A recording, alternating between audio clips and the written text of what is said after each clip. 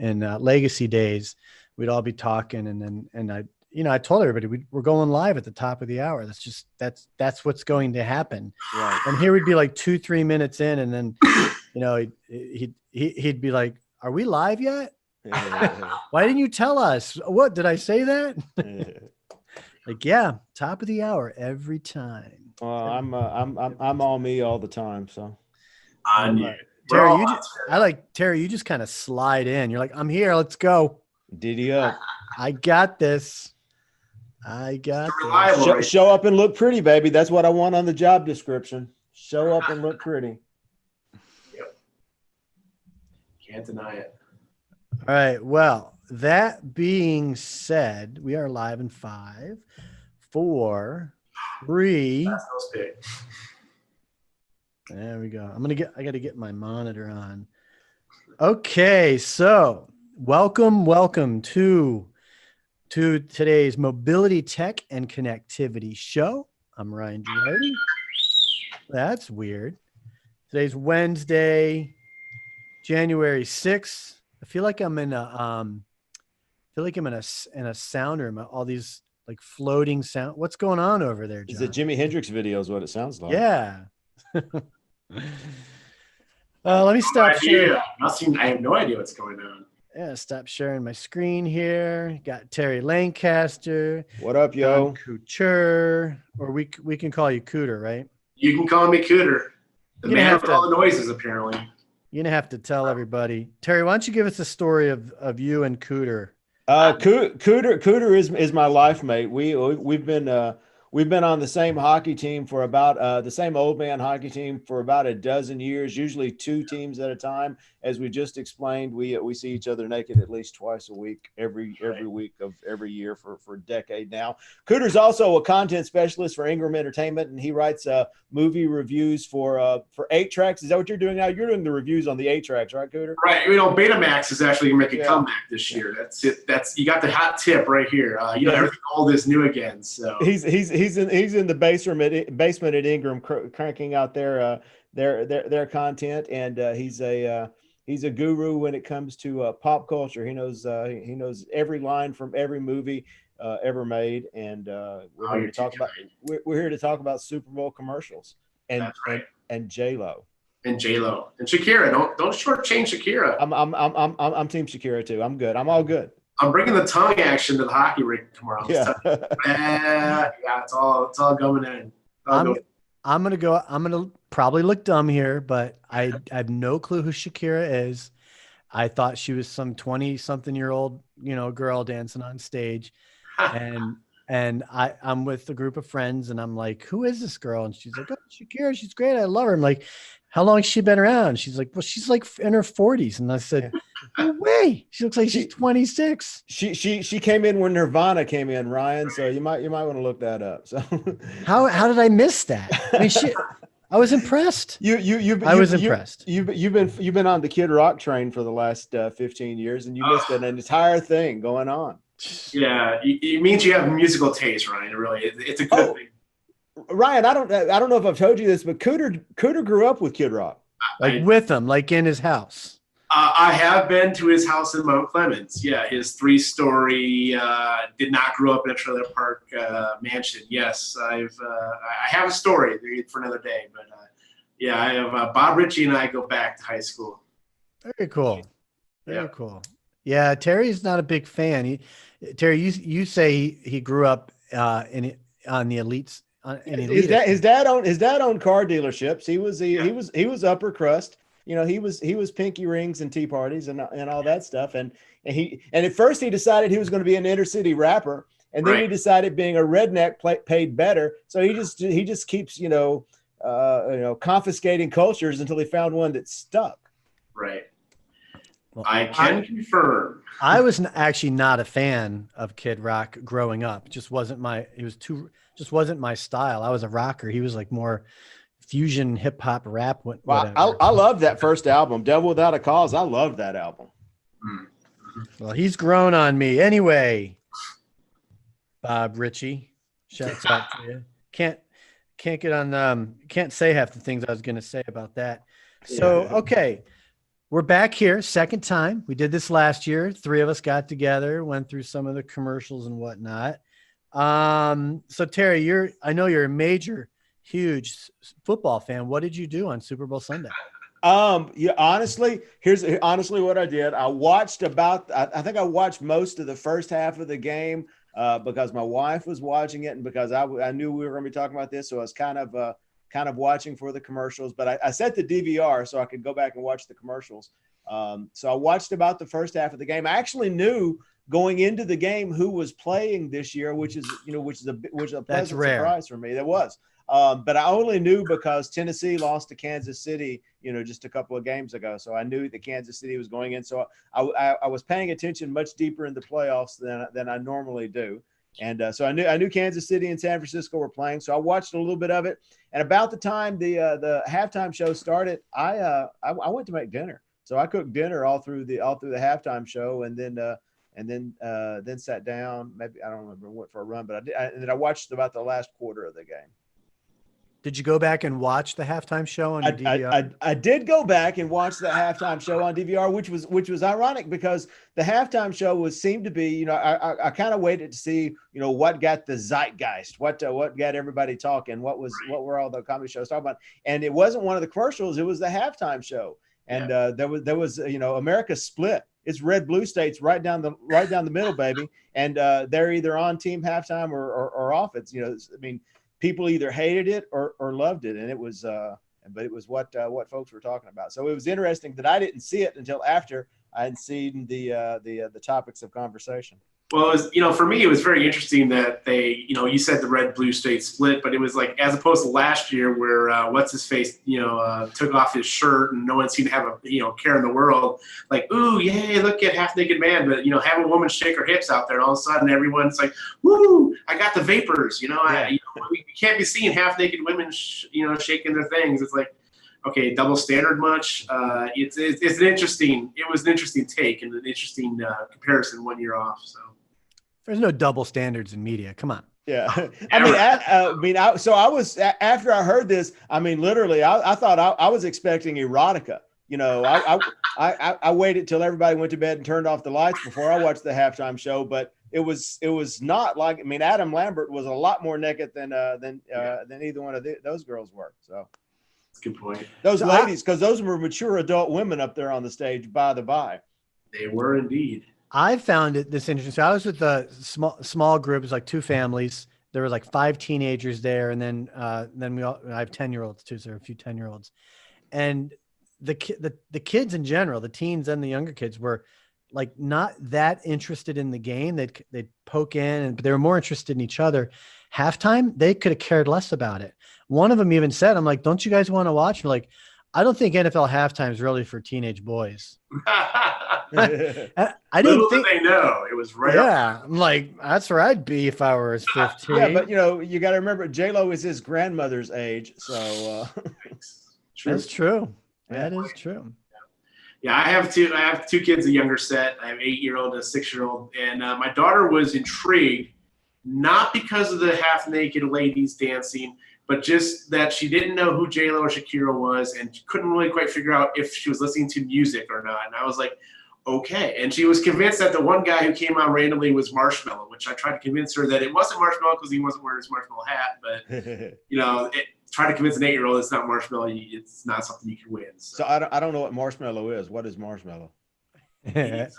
He's a rapper.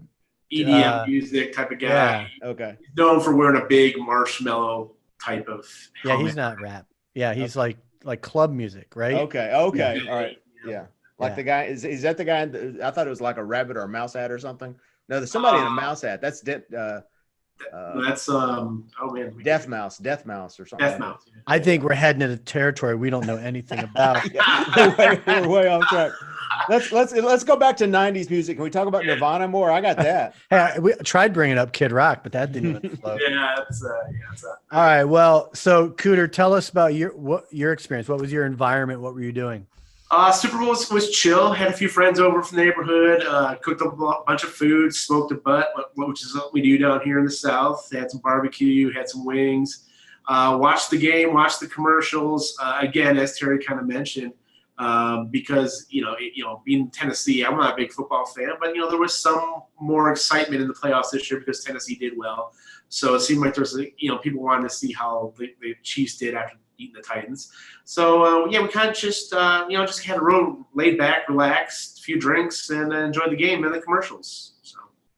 So would you agree? You kind of have to root for the team that knocked you out of the playoffs. Oh man, see that's kind of validate it. That is a tough. That is like the ultimate question. It's like I know people that did it. The people we were watching the game with were told like, "Let's go Chiefs! Their team that beat us, they have to win." I find myself usually on the other take. I don't want the team that beat me to win. I want them to feel the pain of defeat just like we did. Yeah. Like whenever the Preds lose in the playoffs, I want that team to lose in the next round. I don't want them to go all the way. I don't want them to get the Stanley Cup.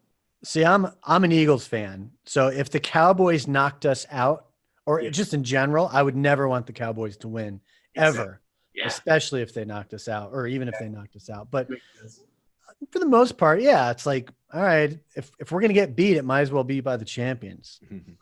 I mean, I can see that argument being made, and just not one I've ever really subscribed to.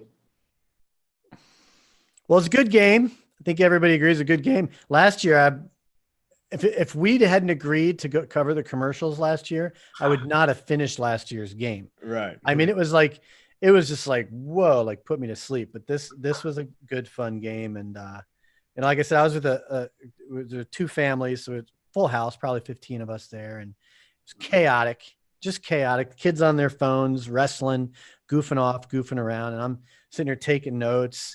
Like, why are you taking notes on the commercials? Homework. Yeah. Right. Okay. Cooter, let's start with you. All right. What would you say? Let's start with the ones that you liked the most or that impressed you. What stood out for you? Well, for me, kind of, they fell in a couple different categories. I thought technology was really big this year. The Hyundai commercial with the Smart Pock with the Chris Evans and Rachel Dratch and John Krasinski, the Boston accent. That one was fun because I had never seen a smart park car that could park itself and unpark itself or unpark.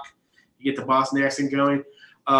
So you had two sides of technology. I think a bunch of commercials, you either had the good technology of being able to park your car by yourself. And then you kind of had the ones that made fun of technology, taking over the world and, with, potentially having evil consequences or like, bringing back the Waza commercial from Budweiser, the technology machines all doing it. So, I enjoyed that. It seemed to be a running theme. A lot of different commercials had that. Then the other overall writing theme was the sentimentality. It seemed like a lot of commercials were trying to drag tears out. Even my wife commented, it's like, do we really need to have more commercials that make me cry? The Google commercial with Loretto is just like, I do not need to see that commercial again. Like remind me. That was a tearjerker. So it seemed like, a lot of the commercials were playing upon that. And of course, you had the ones that were comedy that kind of built on nostalgia. The MC Hammer one was great for Cheetos. Bring back some of the old stuff from our nostalgia was kind of fun. So that one with MC Hammer, when they do that in commercials, it creeps me out. It's like, what the heck? Like, you always get those strange, just completely out of nowhere type of, like, let's make MC Hammer's, like miniature and let's make a baby with MC Hammer's head on it. Like I look at that and go, how did that actually get out of the drawing board and onto TV? Like, I want to be in that writer's room for sure. They're taking. They spent $5.6 million to play it there. So exactly. 5 points. That's a ridiculous amount of money.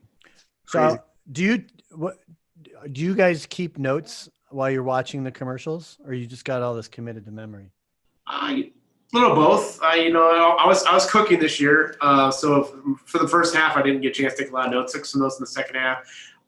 Because I was doing good research for this wonderful adventure, I went back and rewatched the commercials on my own time and took some more notes, just kind of getting the feel. Because anytime there's an ooh and ah, or oh hey, come in here, you guys see this Scooter, and I'd run in and see a commercial, we back it up. So a little bit, little notes, little not. It's hopefully after in my elder age, I can remember things from 4 days ago. But I can't see. The reason I ask is like I actually write down every single one.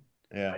And I some little note, and then I made a asterisk. I was just counting the ones I put an asterisk on, which turned out to be 12. And the Hyundai one that you mentioned was one of them. The smart park, yeah. And the coolest thing is I actually went on today. You know, obviously I'm connected with a lot of automotive salespeople, and I see so I see a lot of car stuff. I've only seen one guy doing the smart park commercial. So he's a guy in Nova Scotia. He had a video out today out there parking the Hyundai, showing that it actually does work just like it does in the big commercials. That's crazy. And I think it was Hyundai last year with Jason Bateman. Remember in the elevator? Going up, going down, yeah. Yeah. Was that Hyundai or was that Carvana? Was that a Carvana? I believe that was commercial? Carvana. That was Carvana, yeah. Okay, I thought because we're buying a car. Yeah, it's all about buying a car. Yeah, like I don't want to do this. I can remember 4 days ago. I can't remember a year and 4 days ago. It's all that vodka you drink on the ice. Yeah, that's right. You know? Yeah. I tell you, the car one that didn't click with me, though, I thought there were a lot of good car commercials. I thought that Hyundai was one of the great ones. One of the most popular ones was the Genesis commercial for their new SUV. That looked cars.com said that one moved the needle more than any other commercial during the show. The one I thought that was a swing and a miss was the Kia commercial with the sentimentality and the football player driving the kid around, and you know, his younger version of himself. Yeah. Right. But, you know, I mean, okay. So one, I don't like all the sentimental commercials either. I think, you know, I think there's a time and a place, and that's not the time or the place, but you know, but that's also, Kia is not the aspirational thing that, you know, your future self is going to see. You know, if I grow up and become a big time football star, I'm going to drive this Kia SUV. Right. Okay. Yeah, the kid's probably like, dude, really? You're in the NFL. This is the best car you can get? No, hey, maybe I'll go play hockey or something. Yeah. Nothing wrong with Kia, but they're not what you dream of, you know, when you're running around the football thing. If I make it big, this is where I'm going. You know, I'm going to do the Porsche. It'll be more like the Porsche, which, you know, also had a pretty fun commercial with the Chase and the. I'm pretty excited about that all electric Porsche. First time they've done a commercial in the Super Bowl in 23 years, and they come out with the electric sports car, electric supercar, the Taycan. I'm excited about that.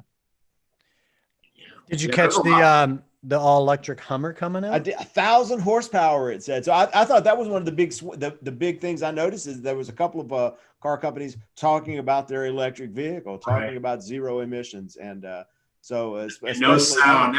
That was a very powerful commercial, I thought, because you know, they said you had silence, which, you know, you're paying $5.6 million for commercial, half it's in complete silence. So it's like, you know, that whole, you know, yin and yang of, you know, noise and expectation was great at play there. So it certainly made you remember that commercial, remember the car for sure. Here's a couple that stood out for me. The Soda Stream one, Water on Mars. Water on Mars. Yeah. You drank the Mars water. I thought that was a good punchline. That was good. Except Mars water is just recycled pee, by the way. That's what Mars water is.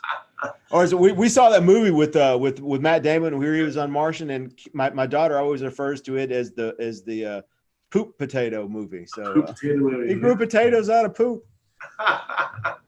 So, honey, you'd be amazed at what you eat these days. It starts off. Mm-hmm. Exactly. It all starts from poop. Mm-hmm. That's crazy. Dash Lane, password pain. They did a nice job with that. That was interesting. Yeah, that was the one with the guy going to, you know, getting across the river Styx, where we're going to hell with the guy and asked the password. That was funny because we've all been there. We've all been there trying to remember the password, and it's like, yes, it's, you know, that was kind of interesting. That, you know, I would love to be able to hit the pearly gates and have to remember the password. And I think a lot of people are like, it's going to be a lot more. Let's talk about that for a second, because I was just reading an article on two-factor authentication. Right. And there was a cryptocurrency investor whose phone got hacked. I think he was using like a public Wi-Fi, and his phone got hacked, lost his phone number, ended up getting him, you know, ripped off from these hackers for millions of dollars worth of cryptocurrency. And it was the two-factor authentication that they got that allowed them to do it, because they got his phone number. Right. Yeah. And so, you know, I was thinking, it's like, you know, we're using more and more systems that require passwords. I keep all mine in an Evernote, and it's like this long, right? Right. And I have this coding system. If someone got access to that file, they wouldn't be able to figure out what to do because they'd have to know the codes, you know? But then I use like LastPass. Well, now all of my passwords are stored in the cloud somewhere. So I'm just like, we're hosed. We're so vulnerable. I don't even know a way through it. So yeah, it certainly plays in the whole insecurity. We're moving into a world where we think we're more secure, but in reality, are we really? It gets in the whole thing. It reminds me of the Spaceballs, the old joke from Spaceballs. What is your password? 1, 2, 3, 4, 5, 6. That was the password, because it's just, we're only as secure as our passwords. We're only as secure as we are. But ultimately, it's, you have to take ownership of your security. And, it's one of those things that's kind of weird that we have this false insecurity, because we have these companies now that are making their living on password protection. But, what happens when they get hacked? Because trust me, I work in IT. It's not far-fetched for these companies, even though they have, slash passwords and all that other stuff. It's not unthinkable that, if somebody cracks one of these companies, it's going to be some real losses in the world for sure. Yeah. So the answer is assume nothing is secure, because nothing is secure. Yeah. It's all temporary. It's all. That's why I bury my cash out in the backyard. That's right. Buried out there. You're not supposed to tell everybody that. Oh, I got 2 mad pit bulls ready to take your legs off. That's why I always crack up about social media. People are always like, "Oh, look, I'm out of town. I'm not anywhere near my house. Here's where I am. I'm out of the country." It's like, are you sure you want to tell people that? Yeah. So, okay, let me ask you this, guys. 5G. Okay, I know Verizon had 5G commercial. I think AT&T did. Is 5G? 5G is not even technical. I mean, it's technically here, but come on, nationwide 5G coverage. Yeah, it's a lie. Well, it's like we talked about the other day, Ryan. It's all it's all ahead of the game, because they're all driving market share and driving stock prices. So they're playing in the future, because that's where their stock prices are looking, and that's where their sales forecast is going. And yeah, let me just equate to my business in movies. Right now, they just had CES, the Consumer Electronics Show, out in Vegas a couple weeks ago, and the big buzzword out there was 8K technology and TV and entertainment. I hate to break it to them, but we don't have a lot of content in 4K right now. You don't have any broadcast content hardly at all in 4K, but they're out here trying to push 8K TVs. It's a lot of the same way. There's a good parallel there between 5G and 8K, is that, as Terry mentioned, they're pushing stock prices. They're not really caring so much about, the feasibility of it. And if you read the fine print of those commercials, which I tend to do because I'm bored, is, it all says in a very select availability area, which means you got to be downtown Manhattan and hope nobody else is on the network. So it's interesting, but I don't think we're going to be there for many years. See dealer for details. Yeah. So you're in the movie business, John. Did you catch the Quibi commercial? I did catch the Quibi commercial, again, for another service that doesn't exist yet. It's it's an online streaming service that hasn't quite launched yet, but yet there is a commercial for it. I guess vaporware takes another level. So were you familiar with Quibi? Regardless of the commercial, you knew about Quibi? Yeah, I mean, again, only because I'm in the industry. We knew about Peacock before it was called Peacock, when NBC was fighting with Netflix to get back Friends, because that was going to launch the Peacock. I mean, we're familiar with it, but again, it's one of those things that, until it comes out, it's hard to kind of know what it is. I mean, look at Disney Plus or whatever. It talked about for a long time.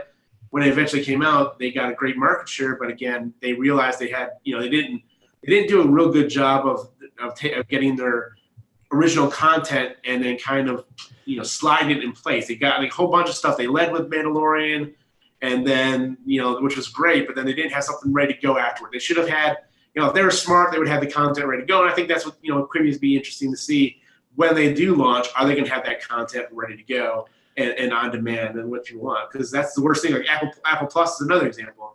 They didn't have the content ready to go. They wanted to be in the marketplace and wanted to have it up and running.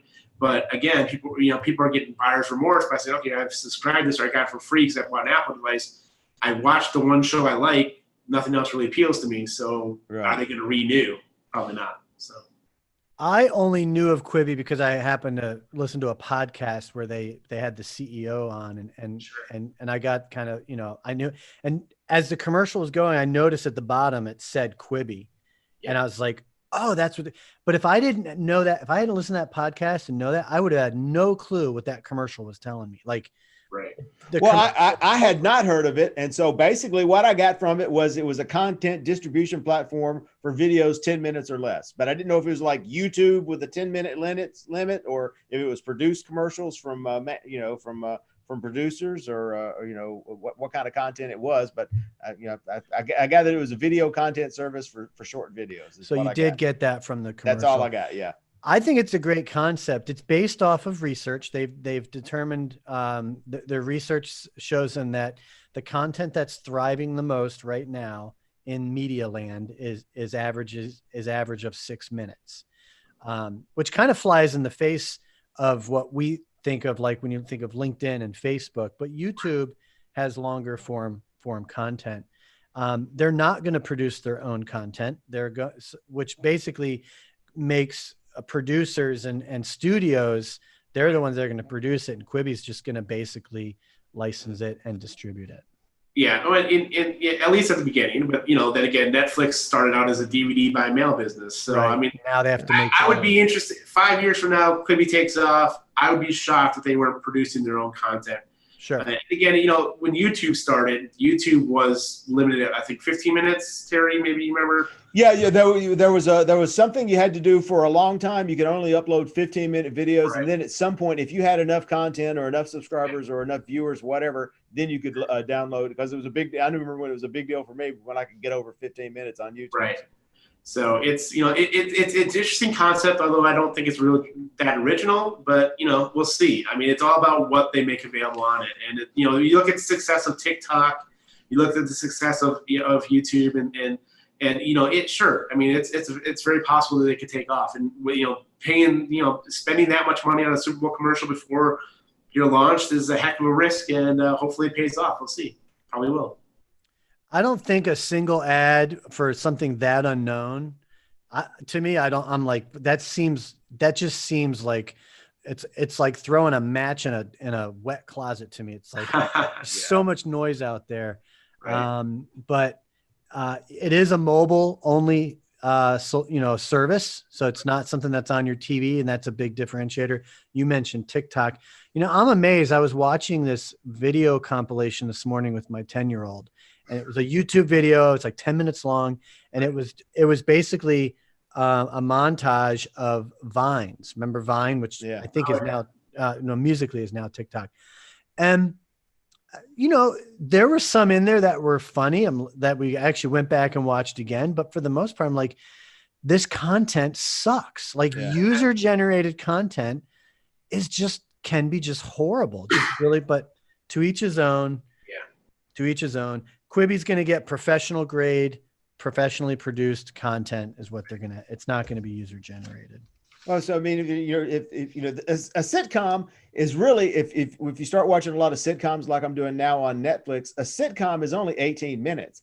So, you look at that, you can actually produce, there's room to produce some pretty good content in 10 minutes. That's half a sitcom. And you can produce a series. You can produce, a sitcom or whatever that's 6 minutes, and you can't wait for the next one. It's like you got it has to be serialized, just like same thing in books. Shorter serialized books are kind of the thing now that most people want to do. Yeah, I think it'd be fun. Fun. Yes, because our attention spans are so quick these days. It's you're on the next thing. Like, oh, all right. So. Okay, let's talk about some of the duds, because one that I thought was horrible. I think it was Olay, where you had the women in space. Yeah. And I'm like, and when you think of Olay, you do kind of think of, I don't know, you're thinking of personal hygiene. You're thinking clean and how do you say it? Soft and silky. And here you've got this like goofiness, these women goofing off in space. I don't know. To me, I was like, that didn't seem to represent the brand for me. I'm not the target market, so whatever. Yeah, but sorry, you have a whole house full of the target market. So. I do, but and I'm sure that did not appeal to them either. They are not the spacey people. They're not. They're not. Hey, let's go to space for the weekend kind of people. Yeah, the ladies in my house were kind of scratching their head too. They're like, wait, oil of Olay. Yeah, that's known for, as Ryan said, it's known for being pure, being clean, and it just seemed like they were playing with the concept of who they were. And I get that, I get that that they're trying to go for the empowerment of women, and that's great. But I think that trying to rebrand yourself in the Super Bowl commercial is a risky business, and that you're right. This might have been one where it probably fell short of what they're trying to accomplish. Yeah, that's a good point. Like, do you need to stay true to your brand? I think, most would say yes. You want to identify with that, and but maybe they know something we don't know. I mean, I don't use Olay, so who knows? I was over the Tide commershal by the end of the Super Bowl. I know that. So really, that grew on you, and that grew weary pretty fast. The first one at the intro, I thought that was pretty good. That's neat. They stuck their head in on the Masked Singer. Okay, that's all right. Little cross promo there. Let's get everything going. And then it just went on and on and on. They were beating a dead horse. So. It's sort of my whole theory on Charlie Day. A little bit of Charlie Day goes a long way. A lot of Charlie Day is no good for anyone. Right. Where's Charlie Day from? Because I don't even know who it is. Well, he's from it's Sunny in Philadelphia, so that's the show that made him famous. He looked a little familiar. Here's what's funny though. I use Snapchat and follow the publisher stories on Snapchat, and that Tide commercial has been playing for the past 2 weeks. Oh yeah, I've been watching it, and you can't skip through them either. Yeah, what's really weird is nothing I noticed this year more than anything. I think was that a lot of the commercials were hoping or banking on the fact that they would hit you with a teaser commercial either on their socials or YouTube. I mean, you take Planters, the baby nut commercial. You need to know that they ran the early commercial where the Planters peanut died. They ran a commercial for with the Lil Nas X and Old Town Road. They had the previous commercial that showed up with Sam Elliott just humming the words himself. My heart's sad for Sam Elliott, by the way. So yeah, I know. Although while I hated that commercial, I hated the fact that he was in it and had to deal with it. I did laugh at the part where his mustache did the wave. Right. That was kind of funny. But other than that, I felt like, oh, poor Sam Elliott. Yeah. But it seemed like a lot of commercials, a lot of brands were banking on you going into the Super Bowl commercial, having some awareness of what their commercial is going to be, whether it was like a prequel, sequel type of situation, or just being teased with an earlier spot that played elsewhere. So, familiarity sales, baby.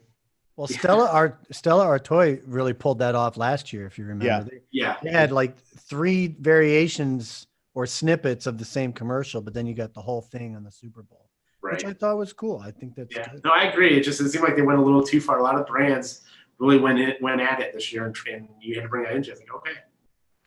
I'm going to put my stamp on the TurboTax one with the, everyone's doing their leg. The shaky leg thing. Yeah. You did not like that. Well, at first I'm like, what is going on here? It was kind of weird.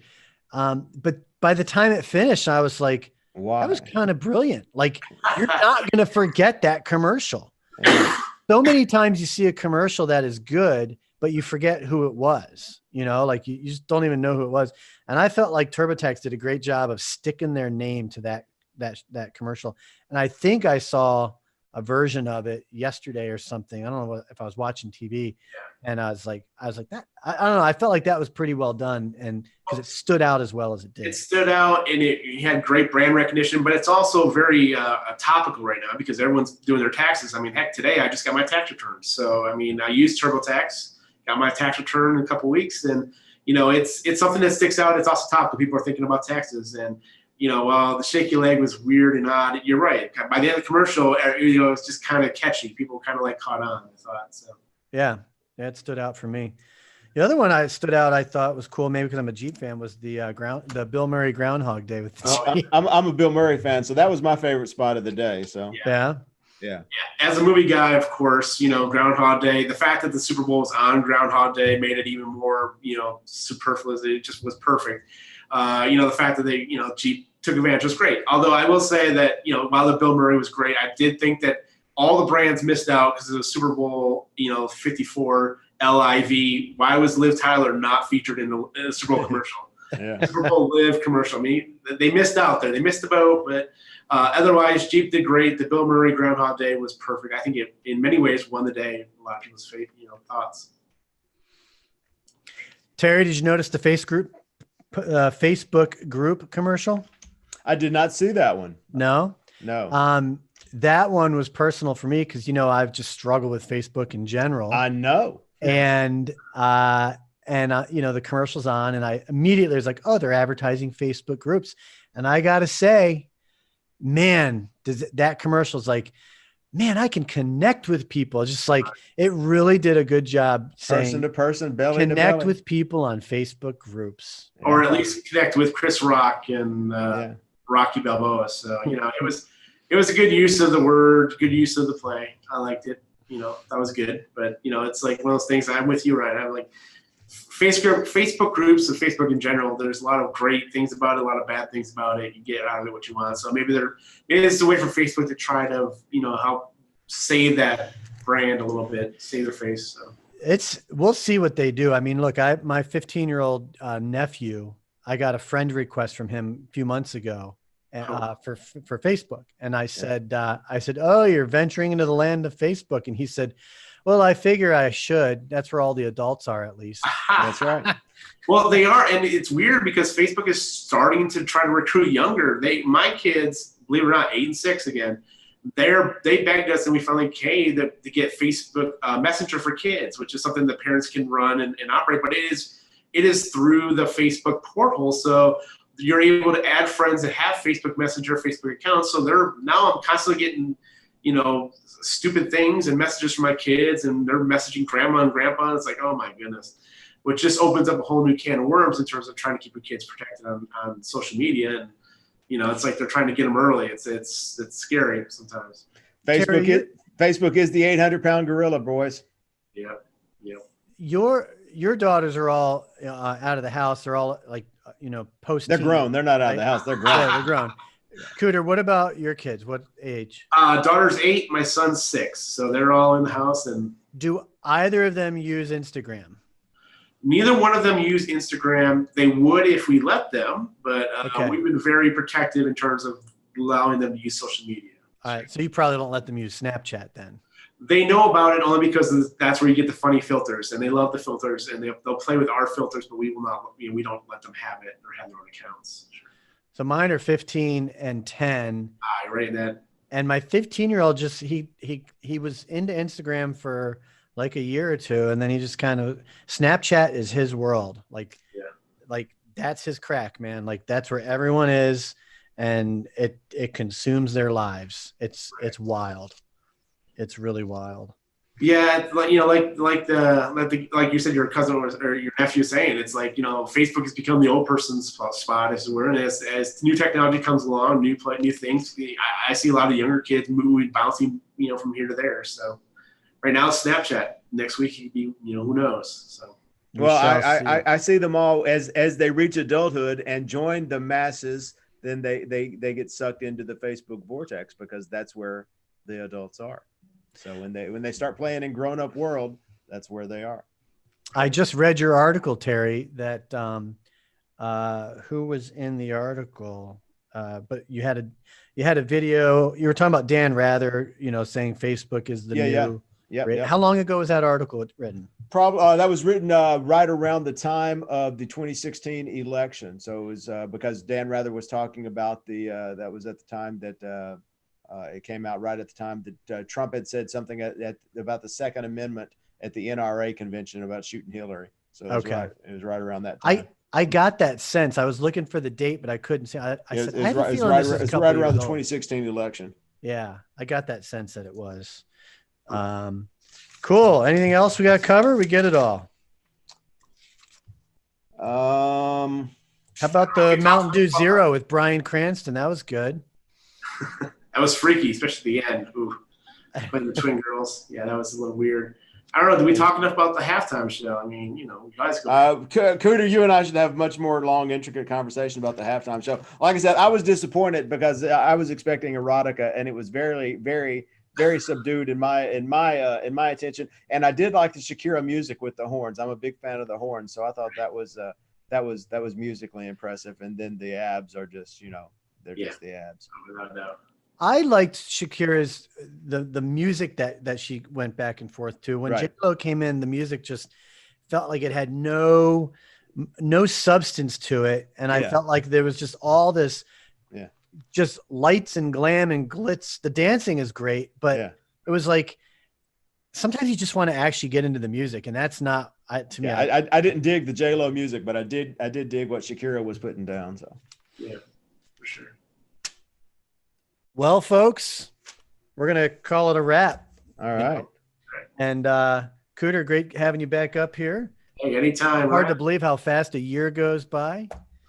I know. It's crazy. Well, Super Bowl will be back before you know it.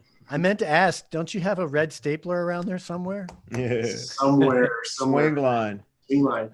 Funny, it's a funny story about the swing line stapler and Office Space is that when they filmed the movie, Swing Line did not have a red stapler in their lineup, and so the film prop guy had to take the regular gray stapler and paint it red, and now red is their best-selling color in Swing Line, their market lineup now. So it's interesting how pop culture turns around and kind of has an impact on real life. So, well, at least they kept the stapler red, because there's times in a movie they'll have they'll miss that, right? One day it'll be a red stapler and the next day blue stapler. It's like they'll miss that, but that was. You need a continuity guy on set. Yeah.